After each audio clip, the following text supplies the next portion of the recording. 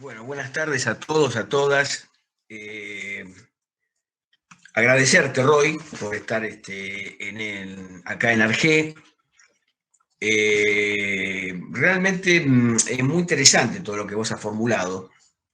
Es muy interesante. Son muchas cosas las que vos dijiste. Y yo me quedaría, en verdad, en dos cuestiones que creo que son relativamente preocupantes en función de cómo constituir o mantener una comunidad. Evidentemente, el pensamiento global respecto de la comunidad es contrario a la comunidad.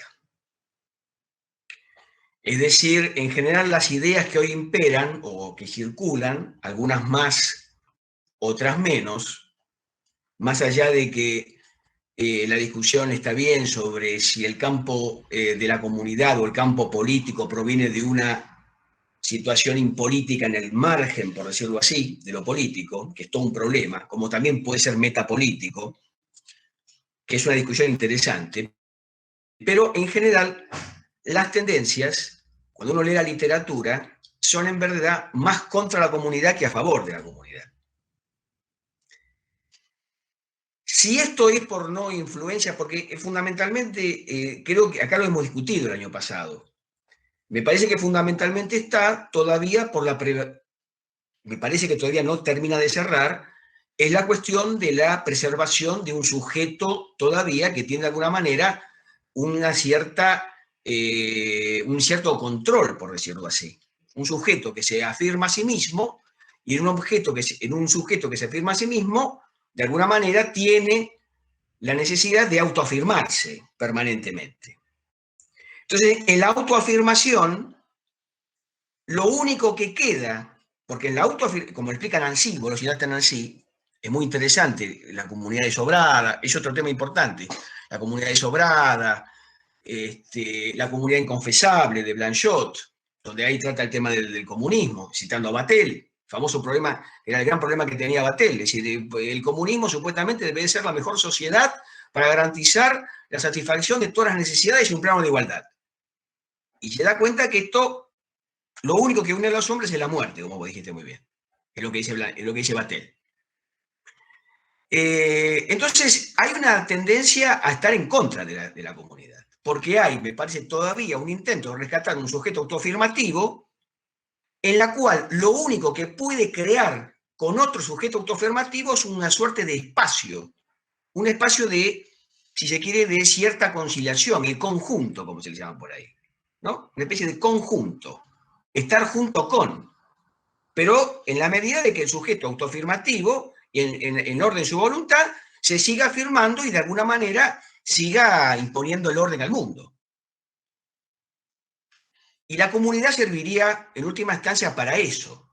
Eso lo dice Nancy. Nancy es un autor muy interesante, muy interesante. Entonces, a mí me preocupan dos cuestiones de lo que vos dijiste, y lo dejo abierto, ¿no? Lo dejo abierto. Es el tema de la alteridad.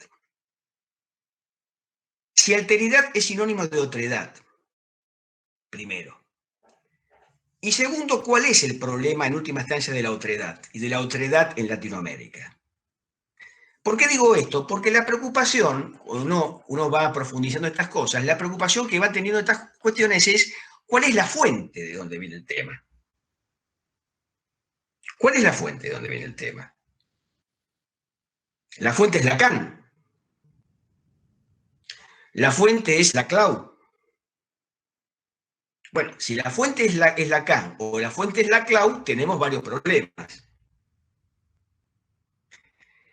El otro problema que tiene Laclau, porque Laclau en verdad, ¿cuál es el problema que tiene Laclau? El problema que tiene Laclau es, en verdad, como fue en 1985, el problema de que en 1985 los socialdemócratas se dan cuenta de que la socialdemocracia es un fracaso.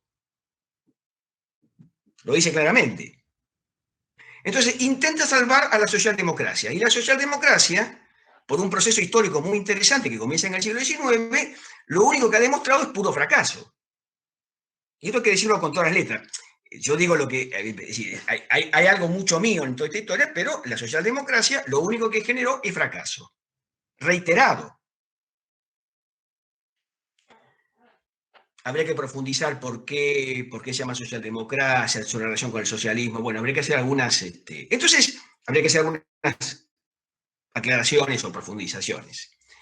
Entonces, en función de eso, aparece el tema de la hegemonía, como bien vos mencionaste, aparece el tema de las fragmentaciones de identidades. O sea, cualquier colectivo cree tener una suerte de identidad y erigirse de alguna manera en posibilidad de hegemonizar una corriente, por decirlo así, donde arrastraría a las otras comunidades. Bueno, esto es lo contrario a la comunidad.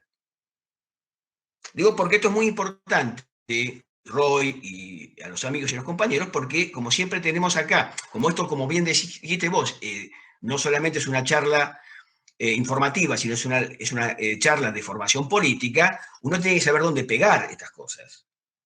El hecho que en una comunidad esté integrada por microcomunidades en las cuales un día una se levanta y produce una hegemonía es muy peligroso. Es muy peligroso. Esto tiene también una influencia en Gramsci, es decir, ¿cuáles son las influencias? En Gramsci, ¿cuáles son las influencias de Laclau? Gramsci, Lacan, supuestamente Heidegger.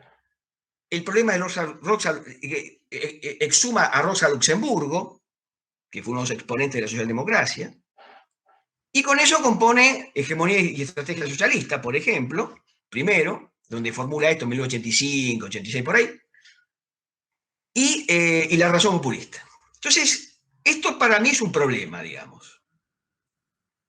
El segundo, o sea, el primer problema es el problema de la otredad. Segundo problema, esta cuestión que vos planteaste muy bien en torno a la clave.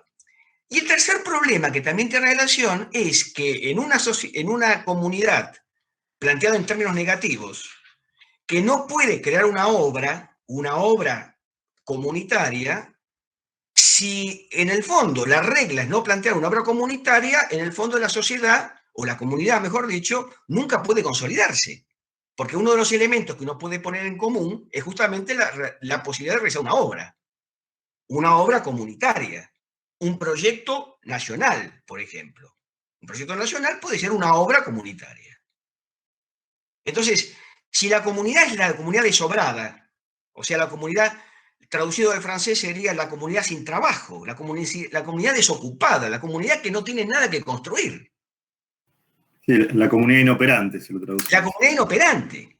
Es decir, la comunidad que no puede de alguna manera crear una operatividad de algo común. Solo un conjunto de un sujeto que todavía pretende el control del mundo, que sería, en lo que dice Roy, vamos a llamarle el capital financiero, por decirlo de la manera que nosotros conocemos más y padecemos más. Voy cerrando. Entonces, vos citaste, por eso el tema de la alteridad en Latinoamérica, porque ¿de qué hablamos? Hablamos de una otredad, de una alteridad. El concepto de alteridad lo maneja muy bien Canone, el concepto de alteridad radical, habla él, ¿no? Pero que es un concepto, como lo maneja Canone, que viene de una tradición filosófica muy particular, que uno entiende de dónde viene y qué quiere plantear. Entonces, vos, Roy, lo sabés y lo saben los compañeros, de que yo no puedo, si salí a la calle, hablar de la otredad así tan alegremente. Si a mí me ponen la otredad de Lacan, estamos medio en el horno, como hoy estaba leyendo, como hay un autor, Roger Ruston, se llama, Ruston, que es un autor inglés, que él se pregunta cómo es posible, dice que uno de los grandes misterios de la cultura contemporánea es cómo es posible que los seminarios de Lacan hayan ejercido tanta influencia en el mundo. Es un verdadero misterio que todavía no ha sido resuelto. Digo, porque estas son cuestiones para pensar y replantear. ¿Por qué? Porque para ya dejar a los compañeros, porque como el peronismo plantea la comunidad organizada, ya la organización supone una obra. Es decir, la organización, organizar una comunidad, supone poner una obra en común más allá de mí mismo. Y en la cual, en esa obra que yo pongo en común, al mismo tiempo recupero, reconstruyo la identidad o planteo la identidad. Porque la identidad no está dada en función de. Y vos planteaste todo el tema. No está dada en función del antagonismo, que es otro problema de esta cuestión. Ninguna identidad se puede reconstruir desde ningún antagonismo. Ni puedo yo plantear una identidad en función de un otro antagónico a mí, en la cual, en la medida que yo mantenga el antagonismo, yo me reconstruyo como identidad. Esto no va. No va, porque yo elimino el otro y ¿qué hago? Terminado el capitalismo, ¿cuál es el otro? Vamos a suponer que el capitalismo está terminado. ¿Cuál es el otro? ¿Cuál va a ser el otro futuro? Terminado el comunismo, ¿cuál va a ser el otro futuro? Entonces, está muy bien lo que vos dijiste, porque en función de esto nos obliga siempre a plantear estos 3 o 4 temas. El tema de la otredad, el tema de la obra de sobrado, obra de sobrada, digamos, y el tema de constituir una comunidad a partir de una entidad predada. Porque nosotros nacemos en una cultura y nacemos ya en una entidad que está predada, por eso es lo interesante de Heidegger, está predada a nosotros. No es que la inventamos nosotros en la reconstrucción de una mini comunidad o un mini colectivo que un día se erige y dice yo voy a hegemonizar el planteo, digamos, de una identidad. No es así. Estamos nosotros dados en una comunidad predada, que presee. Por eso el Dasein presee en Heidegger. Entonces todo esto es lo que está en cuestión. ¿Por qué está en cuestión? Porque, por eso justamente la crítica, porque cuando plantea justamente, como lo plantea o lo discute o lo muestra Espósito, la comunidad se convierte en lo propio, es decir, la etnia, la raza alemana se constituye en la comunidad. Lo que no es raza alemana no existe. Bueno, pero eso es un tema muy burdo. Digo, ¿burdo en qué sentido? En el sentido de que fue un problema que ha tenido Alemania, que intenta resolverlo, no lo puede resolver, pero que sabemos muy bien de que la sociedad alemana no era solamente eso, había otros problemas, digamos, en Alemania que se trató de resolver de esta manera, creyendo que la raza alemana podía de alguna manera hegemonizar el mundo, como algo predado, algo mítico, porque encima era algo mítico, o pretendidamente mítico. Bueno, esto para decir, como se cuestiona hoy, bueno, pero ¿y la comunidad en qué? Si esto fue así, que fue tan terrible, es el problema de la comunidad, entonces ¿qué hacemos con la comunidad? La disolvemos. Cuando el peronismo no está en nada de esto, ¿no? No está en nada de esto. El peronismo es organización, una comunidad que de la nada hay que organizarla. O de la nada, o de la tradición que está, o tradición histórica. Bueno, digo de la nada en el sentido que cuando no hay ninguna obra, la obra hay que hacerla.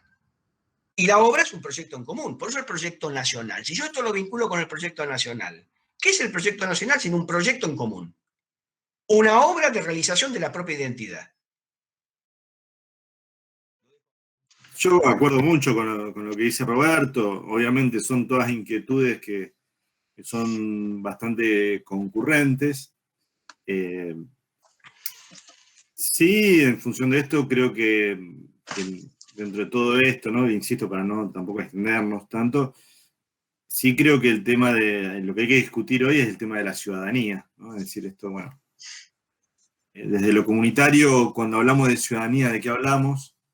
En el sentido de que creo que estamos en un marco en el cual, si no se empieza a discutir este tema del ciudadano de consumo, que es de alguna manera el soberano en parte de las representaciones sociales, va a ser muy difícil construir cualquier proyecto, digamos. Nosotros si no empezamos a desmontar esta idea de ciudadano y a plantear, digamos, un horizonte diferente, yo lo veo cada vez más difícil, ¿no? Y hoy se nota con todo este tema de la pandemia, de la cuarentena, de las actitudes, de las dos actitudes, ¿no? De la actitud irresponsable, ¿viste? De salir y todo, así porque sí, pero también la otra actitud que emerge como reverso, que es la del confinamiento eterno, que se plantea, ¿viste? Como hay dos sectores extremos, y cómo se va perdiendo al no tener en claro qué proyecto de país, como decís, qué ciudadanía queremos, cómo cuesta hacer pie en lo político, ¿no? ¿Te parece, Roy? Pasamos a algunas preguntas, comentarios de los amigos y amigas aquí, ¿no? El amigo Manuel Gil dice, pregunta si la cuestión de la conformación del enemigo que vos planteaste sobre el final de tu charla, cuando hablabas de Schmitt y demás, dice, si esa cuestión de la conformación del enemigo no se da fundamentalmente en el populismo de derecha, sino es algo exclusivo del populismo de derecha. No, o sea, tiene obviamente una tradición fuerte ahí, pero en un punto hoy lo que se plantea es que forma, a ver, para estos imaginarios forma parte de una ontología política, de la ontología política. Es decir, puede ser de derecha o de izquierda. Hoy, para mí, el reverso de la CLO es Durán Barba, pero juegan en espejo, en un punto. Hacia dónde van es a forjar la misma cultura política. Entonces, creo que eso ya se interpreta como propio de una operatoria política autónoma que puede jugar por derecha o por izquierda, digamos. Perfecto. Muy bien. Bien, acá hace un comentario Cintia Carrión, que dice, a mí siempre me comentaron que muchas de las ideas del fascismo fueron aplicadas por el peronismo, pero no, nunca nadie me habló sobre la influencia de Aristóteles en Perón, ¿no? Bueno, son esas cosas que uno se entera participando de los seminarios, las charlas de Argeo, ¿no? Hay que dejar de escuchar a los que hablan del peronismo, a veces. Ese es el problema que tiene lo pérfido. Ese es el problema. Un liberal humanista, es el problema que tiene un liberal humanista como lo pérfido, que siempre ve al fascismo, el peronismo como fascismo. Sí. Pero en estos tiempos cualquier cosa es fascismo. De los humanistas liberales, como lo pérfido, por ejemplo. Ya, ¿no? Sí. Bien, ese era un comentario de Cintia. Y aquí Jorge Balbi, bueno, dice, un disfrute de tu exposición, le gustó mucho, ¿no? Unos elogios, dice, me pregunto, sí, allá de los pagos Balbi, qué alegría verlo por aquí. Dice, me pregunto si es lícito pensar algo sobre la comunidad por fuera de la comunidad en sí, por usar un término. Dice, incluso crear el mismo concepto de comunidad pensado por fuera de lo estrictamente fenomenológico, capaz es una suerte de imposición o intrusión respecto de lo que es. Digo porque finalmente, tal vez, lo único sobre lo que realmente tenemos derecho es hacia donde decidimos enfocar la mirada. No les obliga. Dice, bueno, te mando un abrazo, Roy, al amigo Balbi. Sí, bueno, es una pregunta profunda, ¿no? O sea, en el sentido de que, por ahí responderla ahí, obviamente no es complejo. Yo lo que sí creo, y un poco también retomando lo que decía Roberto, lo que se juega, que es un debate en un punto hasta teórico, es el de la frontera de la comunidad y hasta dónde está lo comunitario, hasta dónde está lo que no es comunitario.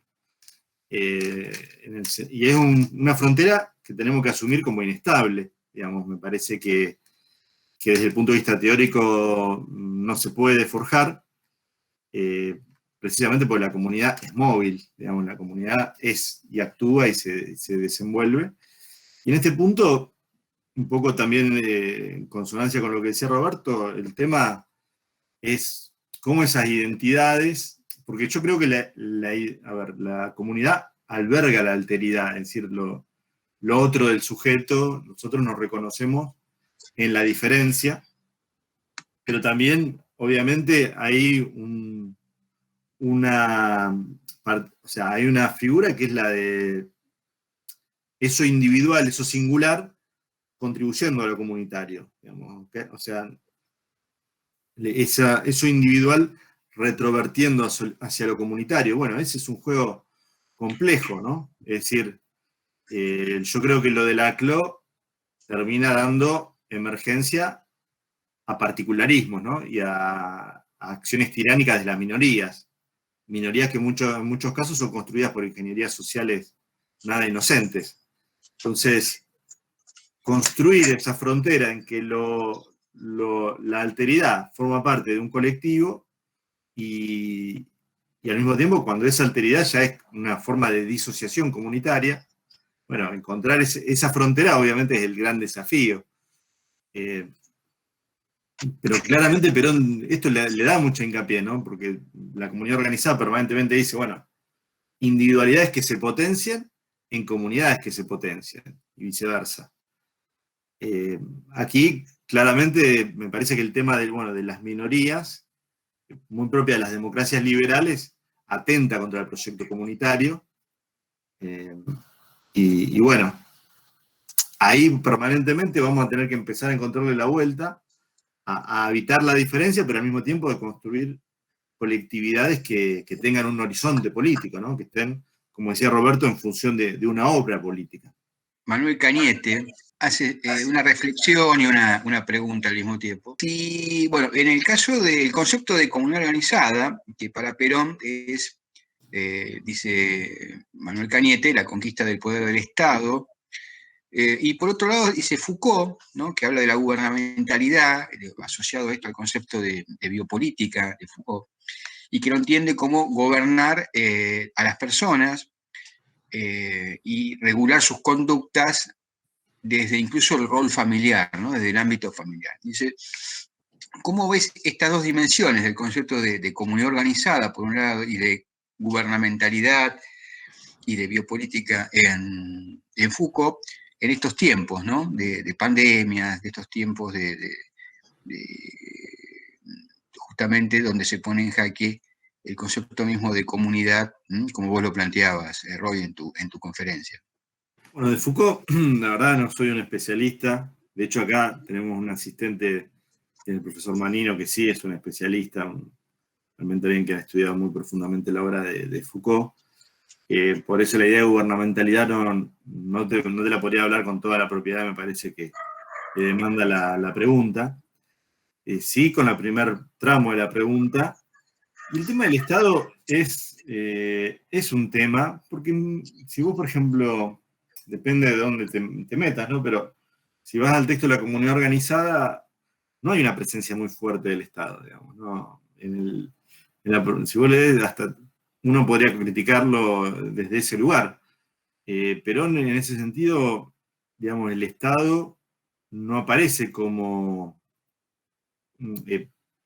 llevando este texto que es el referencial de la comunidad como un eje central, sino lo que habla Perón es particularmente de la tensión entre individuo y comunidad.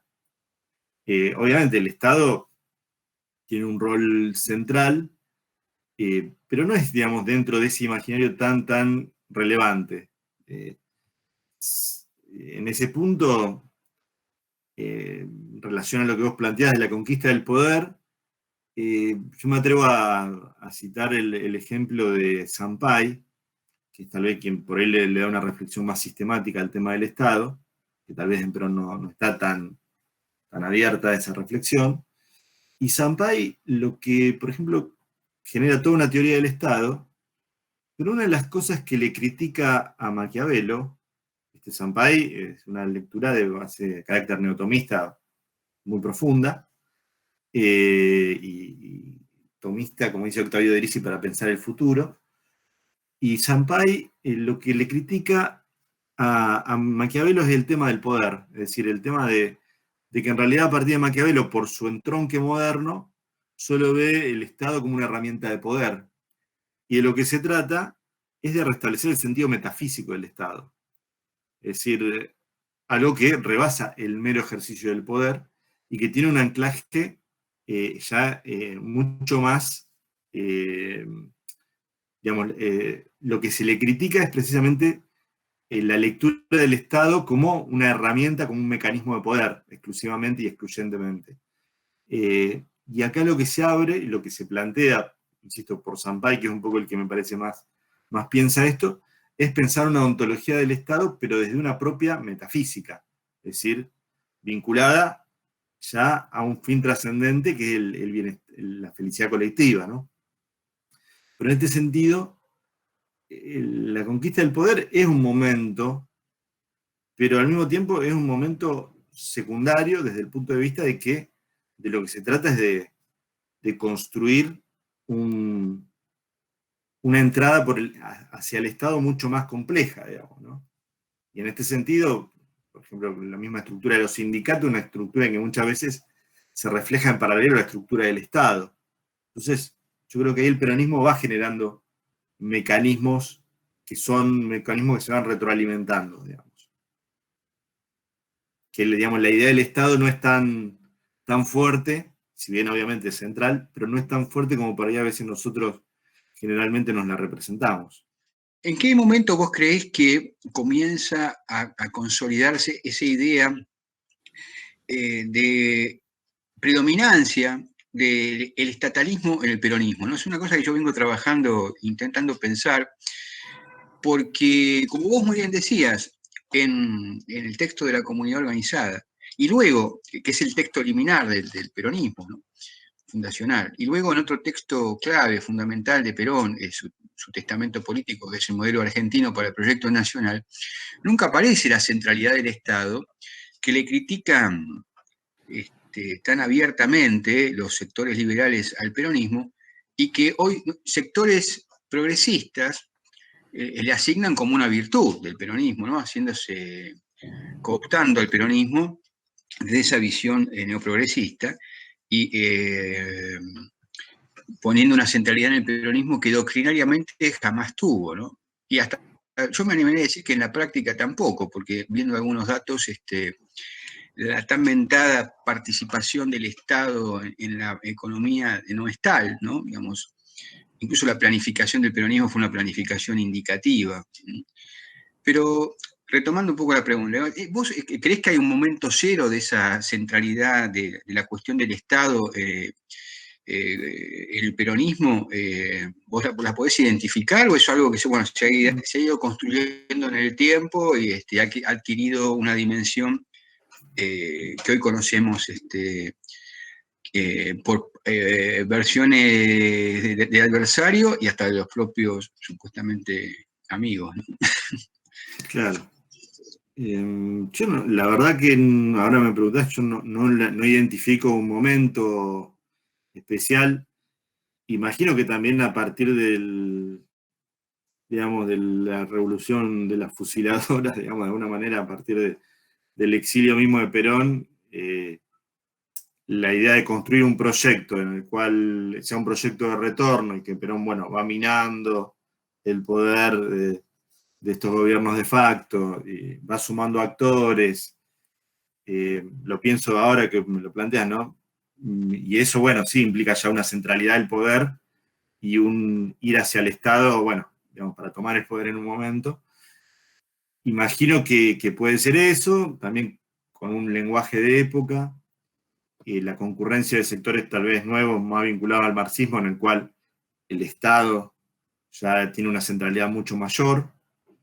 Pero se me ocurre que puede, digamos, empezar a salir de la misma lucha hegemónica de Perón por retornar y de alguna manera ir lacerando las bases del poder de los gobiernos militares y bueno, obviamente el Estado ahí, y a la vez la concurrencia quizá de ya imaginarios mucho más vinculados a tradiciones más socialistas, más de izquierda, que la toma del poder es vista, bueno, muy en esa clave, pero la verdad que no lo tengo tan, ¿viste?, tan pensado, digamos, ¿no?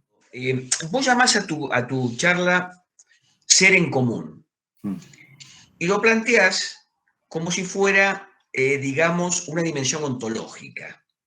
Entonces, la pregunta que te hago es esa. Vos en el tema, al plantearlo como planteaste la charla, ¿estás planteando una dimensión ontológica o no ontológica? ¿Metafísica, sí, no metafísica? ¿Por qué lo planteaste como lo planteaste? Esa es la pregunta. Bueno, a ver, por un lado tiene que ver con renovar un léxico, viste, que sí, siempre uno termina hablando de la comunidad organizada, ¿viste? Pero la idea tiene que ver un poco también con, bueno, plantear tal vez otros léxicos, un poco, porque me parecía también que el espíritu de Arge tenía que ver con esta idea de reactualizar cosas, ¿no? Sí. Y siempre terminamos hablando, insisto, de los mismos textos, las mismas personas y las mismas intervenciones, ¿no? Y en un punto, a ver, creo que sí, esto también me surgió un poco en su momento con estos autores, con Nancy, con todos, pero pensar la comunidad, si nosotros, a ver, quisiéramos pensarla cabalmente, más allá que en América Latina siempre las cosas se mezclan, ¿no? Creo que un saludo a Hugo por su cumpleaños y gracias por estar, que se está retirando. Muchas gracias, Hugo. Creo que si nosotros nos paramos en lo comunitario, hay que comprender que el ser social es fundante, digamos, ¿no? Es decir, que está en la estructura de lo real. Es decir, el ser en común debería ser el dato primero, porque las otras posiciones, ya sean más liberales, más marxistas, más de izquierda, tal vez lo ven de otra manera. Plantear ser en común tiene que ver fundamentalmente con entender, bueno, como dato primero de lo real, la cohabitación, el coexistir, y en ese punto creo que a ver, como plantearon los antiguos, ¿no? Como planteó Aristóteles, ¿no? El ser social como el dato primario, ¿no? Un ser social que es un marco referencial, pero que, bueno, no niega lo individual. Pero, digamos, la idea sería partir desde un fondo ontológico que entienda lo colectivo como dato ontológico primero de la realidad, digamos, ¿no? Bien, bien, está bien. Por eso, sí, yo lo comparto eso, está bien, está bien. Por eso esto trae a colación todas las corrientes antifundacionalistas y antiesencialistas que están circulando, ¿no? Hay una conexión de Mororto. Mororto tiene una colección sobre ese tema. Es decir, esta imposibilidad de establecer un acto fundante, ¿no? Fundacionalista y por lo tanto una esencia predada, dada, que es todo un gran problema justamente ontológico y filosófico, en la que justamente no habría, digamos, una entidad ontológica real, digamos, de un ser en común, digamos, ¿no? Claro, sí, la comunidad como una invención, digamos. Exacto, exacto. Que ni siquiera es tampoco como un contrato social, es todavía peor que eso, ¿no? Porque en un contrato social hay voluntades que de alguna manera configuran la comunidad o el Estado, o como lo quieras llamar, pero con carácter de no volver atrás, porque en Thomas Hobbes no volvés atrás, y en Rousseau tampoco volvés atrás. Claro. Es decir, la voluntad, una vez que lo estableciste, ya no volvés más atrás. Pero acá parece como que partís de una negatividad que siempre se da permanentemente, ¿no? Es decir, lo que te sostiene de alguna manera, por eso vos hablabas de lo político y lo impolítico, de una negatividad del cual nunca termina como de fraguar, ¿no? Que sería, digamos, más allá hasta de lo ontológico. Más allá de lo metafísico, no hay ningún problema, pero hasta más allá de lo ontológico. Entonces, siempre es una nada que no sabemos cómo se resuelve, ¿no? Sí, además todas estas teorías no han dado grandes respuestas tampoco a lo social, digamos. Es decir, Claro, claro. han terminado Claro, ¿no? criticando los proyectos colectivos, pero realmente me parece que no ha habido una teoría general, digamos, que de alguna manera dentro de estas críticas termine siendo una teoría que sea sustancial para pensar lo social, digamos, ¿no? Han servido más que todo me parece que vos también planteás, para ir desarmando los imaginarios colectivos y criticando los Claro. sociales. Claro. Pero tienen una circulación mucho más fuerte de lo que tiene la entidad, digamos, de su propia consistencia teórica, ¿no? Es decir, tiene más Sí, arraigo que la consistencia teórica en la que se basan, ¿no? y bueno, sí, hay una cuestión publicística, hay una cuestión burocrática académica que, como sabemos, siempre es muy refractaria a los proyectos que nosotros por ahí nos identificamos y nuestros territorios terminan siendo estos, ¿no? Territorios mucho más orilleros, ¿no? En los cuales la reflexión va construyéndose desde, me parece, más subterráneamente por momentos. Y ¿viste? Qué sé yo siempre tengo en la cabeza lo que pasó con Forja en su momento. Y me parece que las intervenciones terminan constituyéndose desde estos lugares, ¿no? En un punto. ¿Vos creés que hay posibilidades de lo que hoy, dentro de lo que hoy es considerado el peronismo realmente existente, de reconstruir un sujeto comunitario o el sujeto político como la comunidad, como lo ha planteado históricamente y doctrinariamente el peronismo? Sí, a ver, creo que hay una realidad que empuja hacia eso, ¿no? No sé si la voluntad de los actores en juego está clara respecto de eso, pero sí creo que hay un fracaso muy fuerte de determinados imaginarios políticos que se han asociado al peronismo en las últimas décadas recientes, que realmente, o sea, hoy estamos en una realidad social que, bueno, que habla por sí sola, y estos imaginarios que hoy están prevalentes realmente han mostrado su fracaso. Me parece que, esto lo digo en muchos registros, eh, creo que hay cuestiones mismas de la democracia que hoy, de la democracia liberal, si queremos, que realmente se han mostrado muy poco eficientes para resolver problemas que, que hoy son evidentes, me parece, para todos, desde el punto de vista de la pobreza, la marginación, desde el punto de vista de la cultura, desde el punto de vista de lo que en un momento se denominó comunidad de destino, ¿no? Por más que hay diferentes acepciones de eso. Y creo que, insisto, hay un agotamiento de una época. Desde mi punto de vista, hay un imaginario en el cual, o una realidad social que estamos, no sé si es una lectura personal o está ocurriendo, pero estamos accediendo a la consumación de una época, podemos decir, en el sentido de que ya, por lo menos las discursividades que están prevaleciendo, no dispensan sentido. Nosotros creo que se está viendo hace ya bastante tiempo una apatía muy grande. Estos discursos, digamos, que están siendo hegemónicos, que forman parte de la agenda pública, no dispensan más sentido. Digamos, creo que no hay más empatía con estas discursividades, por lo menos las que están hoy en la vidriera. Y eso obviamente implica volver a dialogar con nuestra tradición, ¿no? Que en un punto es lo que siempre volvemos, ¿no? Es decir, retornar sobre el fondo de nuestras ideas, porque acá, y espero que el próximo encuentro lo hagamos presencial, podamos estar algún día compartiendo por lo menos un café o algún encuentro. Acá lo que hay que también admitir, que es un poco lo que yo también trato de trasladar en lo que me ha tocado escribir, en lo que en su momento he escrito, es que el peronismo, uno termina hablando del peronismo, no es una ideología vieja.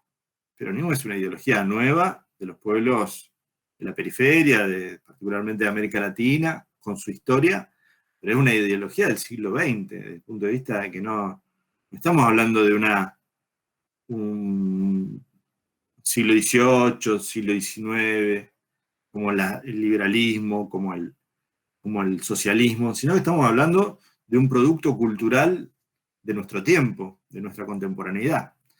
En ese punto, nuestro retorno a nuestra historia es mucho más cercano, mucho más fresco. Cuando uno ve la gente que está por ahí más dentro de un marco, una tradición más marxista, o mismo los liberales, por un lado muchas veces están desanclados de la realidad social, porque son ideologías que si bien tienen su plasticidad, han sido pensadas en otros contextos, y por otro lado están dentro de imaginarios que fueron pensados en estructuras sociales muy diferentes de las que hoy nos toca vivir. En ese sentido, el peronismo fue una fuerza política que intentó pensar su contemporaneidad, y que Perón, con la cabeza que tenía, intentó pensar el porvenir también. Digamos, es decir, Perón tenía no en la espalda el pensamiento, sino hacia futuro, ¿no? Es decir, el gran problema que ve Perón es el problema de nuestro tiempo, el de las mayorías sociales, en los cuales los horizontes de cultura son vistos cada vez más problemáticos, en que los pueblos de alguna manera se están enfrentando a realidades nuevas, y un proceso tecnológico que podía ser incluyente o excluyente, y instituciones que estaban cuestionadas. Es decir, esas instituciones, dice Perón, si nosotros no reformamos el marco institucional, vamos a quedar desanclados de la realidad, porque esta realidad está avanzando a pasos agigantados. En ese marco, creo que nuestro pensamiento es un pensamiento que demanda sus reajustes, porque también hace ya prácticamente 50 años que su forjador dejó de existir, pero que está más permeada a lo contemporáneo y es más plástica a esa contemporaneidad que otras experiencias. Después, bueno, como todo, nosotros, lo que decíamos antes, nos toca pensar en la periferia, digamos, desde pequeños núcleos, desde pequeños lugares. Sabemos que las instituciones académicas son refractarias un poco a gran parte de nuestras ideas. Y bueno, hay una tarea que por ahí es un poco subterránea, invisible, por lo menos imperceptible, que tiene que ver con generar un pensamiento de acuerdo a la realidad emergente. Sí creo, insisto, que esta realidad o estos discursos que han sido prevalentes en las últimas décadas están, por lo menos, mostrando su ineficacia para poder regular esta época, ¿no? Que de alguna manera ya no tienen fuerza vinculante, me parece, en el sentido de que gran parte de la ciudadanía lo experimenta ya con falta de empatía, con indiferencia, digamos, lo sienten profundamente ajenos, me parece. A lo largo de algunas de las respuestas que fuiste dando, Roy, no pude menos que pensar en que a veces se le critica el peronismo desde sus enemigos ancestrales y desde sus adversarios más pundorosos, digamos, su condición de ser una filosofía pragmática, de ser Perón un pragmatista, ¿no? Todas estas cuestiones. Y en algún momento generé un enlace con el que vos hablabas, con una referencia que hacía Jorge Bolívar, un pensador del peronismo, fallecido hace un par de años, realmente una gran figura del pensamiento nacional, ¿no? Realmente,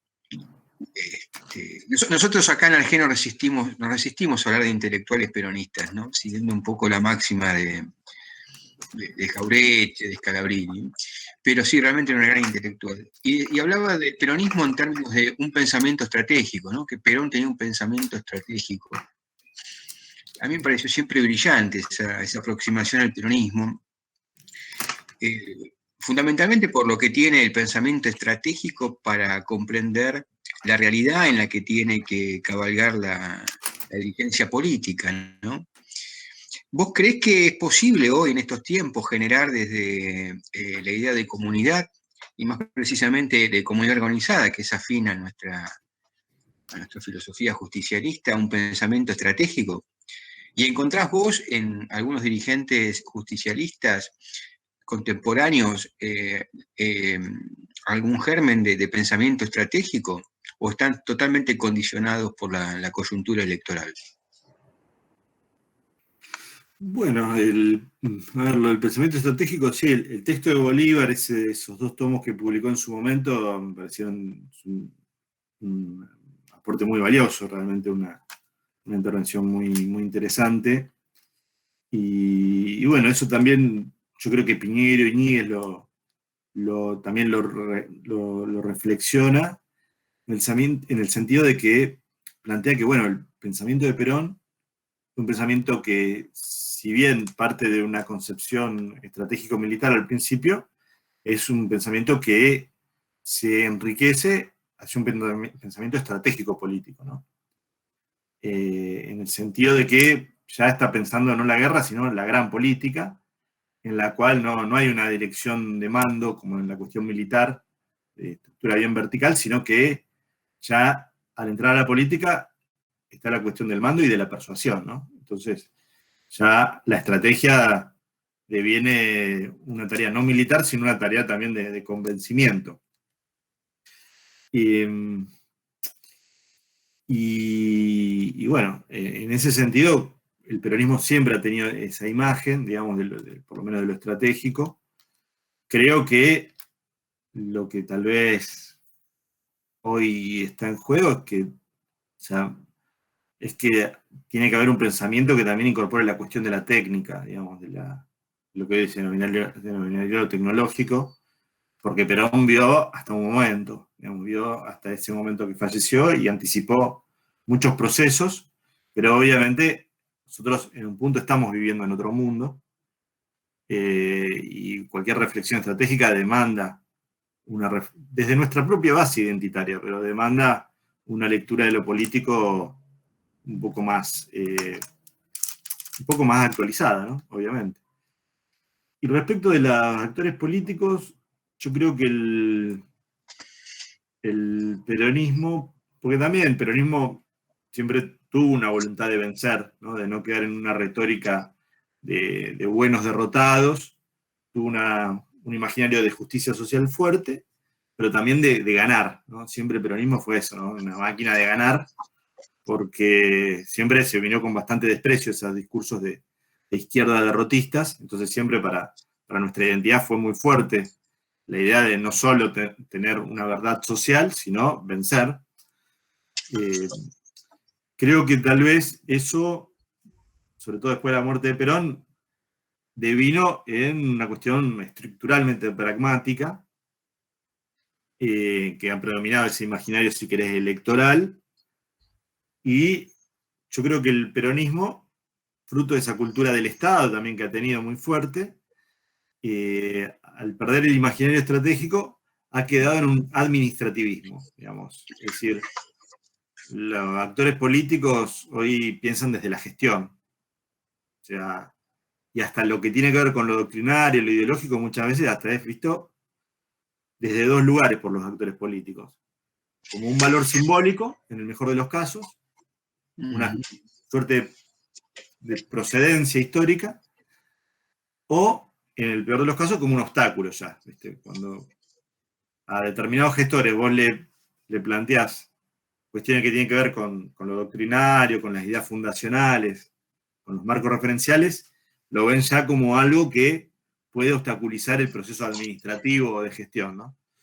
Entonces creo que el peronismo, en sus actores dirigentes, además por una cuestión generacional ya, ha devenido en un administrativismo, ¿no? Es decir, los gobernadores gestionan la provincia, los intendentes del municipio, estabilizan sus relaciones de poder hacia allí, tratan de ser razonables, porque también hay una razonabilidad en todas estas administraciones, pero eso creo que les obtura construir un horizonte estratégico, ¿no? Es decir, estar en la administración de recursos, digámoslo así, en el día a día, por ahí ya cuando además se perdió la base doctrinaria que en un momento fue mucho más presente, hace que cada gestor gestione, digamos, y que la construcción de un horizonte que trascienda ese día a día se ha visto con mucha precaución, digamos, ¿no? Es decir, básicamente, para no extendernos, el dato de que ningún gobernador hoy se lance, como en otra época, a querer, en un momento de cierta debilidad política, a querer ser presidente, ¿no? O que haya una competencia en eso, que eso no ocurra, habla de que llamativamente los gobernadores y muchos intendentes se quedan en su parcela de administración de poder. Y en ese marco también, si nosotros vemos en la dirigencia política en general, como otro dato tal vez representativo, la ausencia de una mirada geopolítica. Es decir, hoy muy pocos actores vos vas a poder reconocer que tengan una lectura, como decía Perón, que la política internacional es la política hoy. Hay muy pocos actores que, o sea, nosotros tenemos a Miguel Barrios, a Marcelo Gullo, con sus formas de construir cosas, que han construido una mirada geopolítica y no están, por dar dos ejemplos, no están siendo consultados por ningún referente en ese sentido. Y en ese sentido, insisto, creo que esta obra de lo cotidiano permanente se refleja en eso, ¿no? En que no hay nadie que esté pensando, bueno, América Latina, América Latina en esta globalización, qué pasa con China, qué pasa con Estados Unidos, bueno, cómo va a ser el escenario futuro global, por lo menos de acá a 2050. Y en eso creo que, bueno, que sí, que digamos, el predominio de lo administrativo un poco ha clausurado la consolidación de lecturas más estratégicas, ¿no? Y de página lo que vos decías recién, Roy, Perón decía que la mejor política nacional es la política internacional, ¿no? Y por otro lado, hablando con algunos compañeros que tienen responsabilidades de gestión, que le gambetean a la cuestión doctrinaria, como muy bien vos decías, ¿no? Porque a veces ponen en interdicción su propia condición de gestores de la crisis y demás, que terminan siendo también como eso que vos decís, ¿no? Un peronismo administrativista, ¿no? Una especie de reducción a su mínima expresión de la voluntad emancipadora y de liberación nacional que supo tener el peronismo, ¿no? Cuando uno le plantea la necesidad de repensar en términos geopolíticos la política nacional e internacional, si hubiera de algún modo un límite entre una cosa y la otra, te dicen que bueno, la geopolítica es una cosa demasiado abstracta, ¿no? Es una cosa que es un juego de ajedrez de las grandes potencias, ¿sí? Pero bueno, recordar que Perón, el mismo Perón, ¿no? Hablaba de la geopolítica de los pueblos, ¿no? La idea de geopolítica de los pueblos es muy propia del general, ¿no? Y insistió mucho en sus escritos de la última época, del último Perón, acerca de la geopolítica de los pueblos, ¿no? Son cosas de las que nos vamos olvidando y que en algún momento fueron inmanentes en la misma condición de ser peronistas, ¿no? Estamos llegando al final, Roy. Sí. Yo te tengo que agradecer muchísimo. Fue muy valioso tu aporte. Conocemos, como decíamos al principio, la enjundia de tu producción académica, de tus libros. Acá siempre nos preguntan al final de las conferencias, de estos casos que hacemos en los ciclos de los martes, porque llegan mail después y nos preguntan cómo acceder a bibliografía, a libros de la persona que expuso. ¿Qué tenés para comentar? Vos tenés un par de libros que has presentado últimamente. Te lo dejo esto como última referencia. No, yo, digamos, como libro tengo uno solo, que es lo que fue en su momento mi tesis doctoral, que es Fenomenología del Peronismo, se llama, que tiene que ver con el pensamiento de la comunidad en el peronismo clásico, ¿no? Y a partir de ahí recorro la figura de Perón, es en el periodo 45-55, ¿no? Es decir, más que todo en esa primera matriz, marcando que la forma de pensar la identidad nacional tiene que ver en ese momento fuertemente con la idea de comunidad, referencialmente. Y a partir de ahí, bueno, trabajando con Marechal, a Scalabrini Ortiz, a Sampay, a Carlos Astrada. Y esa es mi única publicación como libro. Después, bueno, yo dirijo una cátedra que tenemos en la UNR, que fundé, que es la Cátedra Libre Juan Domingo Perón. Que venimos haciendo tareas de carácter académico. En eso hay una página de Facebook que está la cátedra, y ahí nosotros vamos generando materiales, generando charlas, generando algunos escritos. Bueno, y en eso hace un tiempo publicamos una comunidad organizada con un estudio introductorio por la UNR. Y bueno, este tipo de materiales, fundamentalmente organizar seminarios, charlas, y bueno, algún que otro artículo que están dando vuelta ahí seguramente por la red. Bien. Y solo resta agradecerles a todos su participación y en particular a Roy. Fue valiosísimo, realmente un episodio muy, muy relevante en todos estos ciclos de formación que venimos llevando adelante de aquí desde RG. Creo que a los compañeros, a las compañeras le has dado una serie de elementos como para pensar en términos de su propia formación, de su propia capacitación, y nos queda solamente, bueno, agradecerte enormemente, Roy, y esperemos que no sea la última esta, ¿no? Que sea la primera de una serie de encuentros a posteriori, ¿no? Muchas gracias por la invitación y muchas gracias también a todos de quedarse hasta hasta este momento. Bueno, muchas gracias a todos. Insisto, con el saludo y el agradecimiento a Roy, y nos estamos viendo próximamente. Adiós a todos. Hasta luego. Muchas gracias.